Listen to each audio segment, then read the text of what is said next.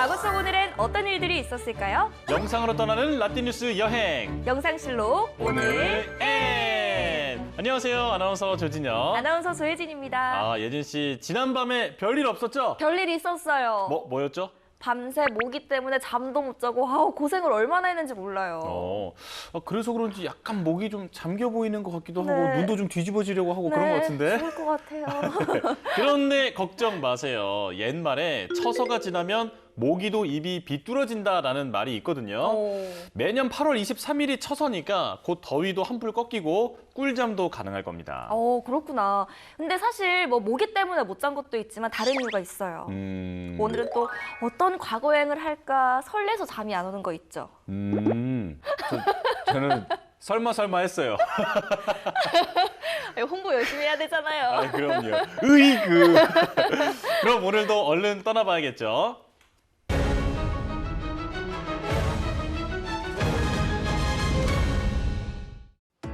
우여곡절 끝에 실시된 서울의 첫 주민투표.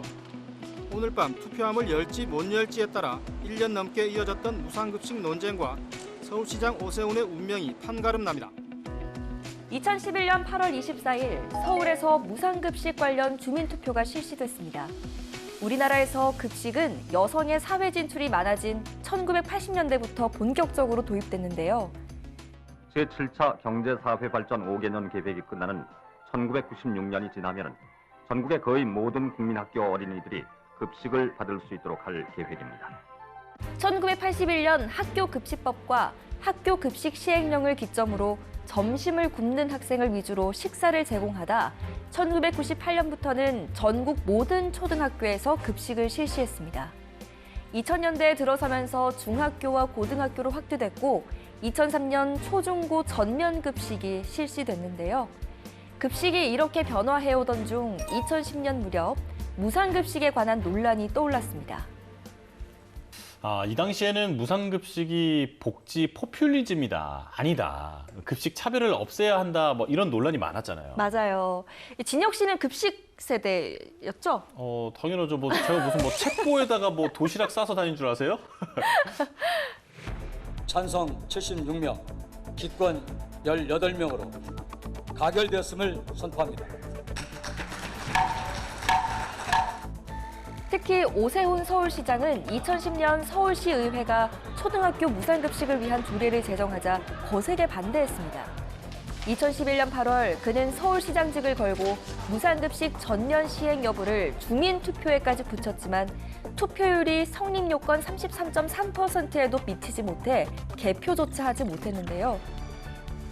저는 주민투표의 결과에 책임을 지고 오늘 시장직에서 물러나고자 합니다. 결국 당시 오세훈 서울시장은 자리에서 물러나게 됐고 무상급식은 현재 전국에서 시행되고 있습니다. 그럼 이번에는 79년으로 가보겠습니다. 현재 이탈리아 캄파니아 나폴리에 위치한 도시이자 역사적으로 유명한 고대 로마의 도시 폼페이. 79년 8월 24일 베수비오 화산의 폭발로 인해 단 18시간 만에 폼페이가 잿더미로 변했습니다.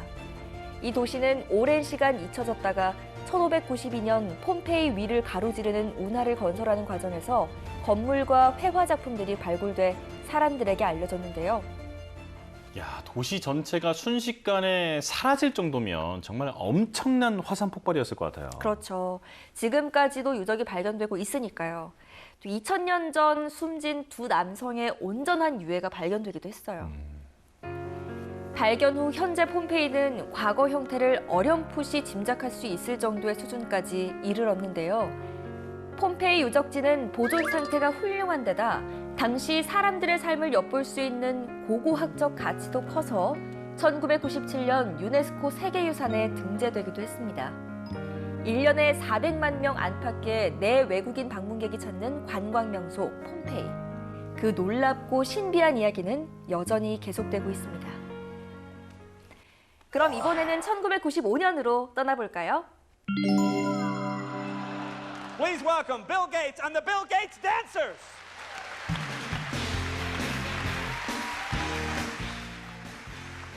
1995년 8월 24일 PC 시대를 평정했던 마이크로소프트에서 윈도우 95를 출시했습니다.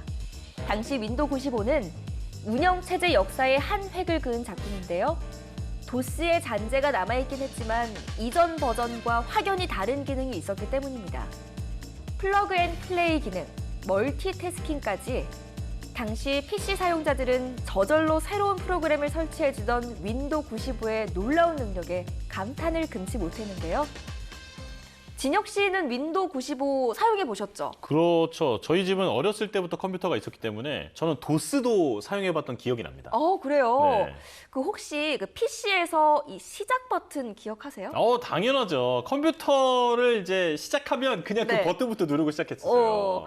그 시작 버튼도 윈도우 95와 함께 처음 나왔었대요. 3년 뒤인 윈도우 98이 등장하면서 윈도우 95는 무대의 중심에서 내려왔지만 이 당시 생겨난 시작 메뉴는 현재까지 PC 아이콘으로 사람들의 향수를 불러일으키고 있습니다. 그리고 8월 24일의 또 다른 과거를 살펴보면요. 1977년에는 소말리아와 국경 분쟁을 겪고 있던 에티오피아에 국가 동원령이 내려지기도 했습니다. 국경 분쟁, 그 결과는 어떻게 끝났나요? 8개월간에 걸친 전투 끝에 에티오피아의 군의 승리로 끝났습니다. 또 1992년에는 한국과 중국이 정식으로 국교를 수립하기도 했는데요. 한국은 중국을 유일한 합법 정부로 승인하고 타이완이 중국의 일부라는 중국의 입장에 합의했고 중국은 한반도의 평화 통일을 지지한다라고 합의했죠. 중국 수교와 동시에 타이완과는 단교를 하게 되면서 사실 관계가 악화되기도 했었죠. 그렇죠. 중국은 이 국교 수립 이후에 현재는 한국의 최대 교육국이 됐죠. 맞아요.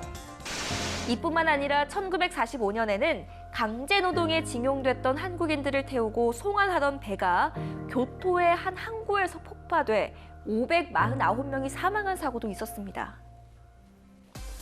자, 이렇게 오늘도 열심히 과거 속으로 달려봤는데요. 영상실록으로 만나본 오늘의 과거, 여러분은 어떠셨나요? 그럼 다음 시간 더 알찬 이야기로 만나요.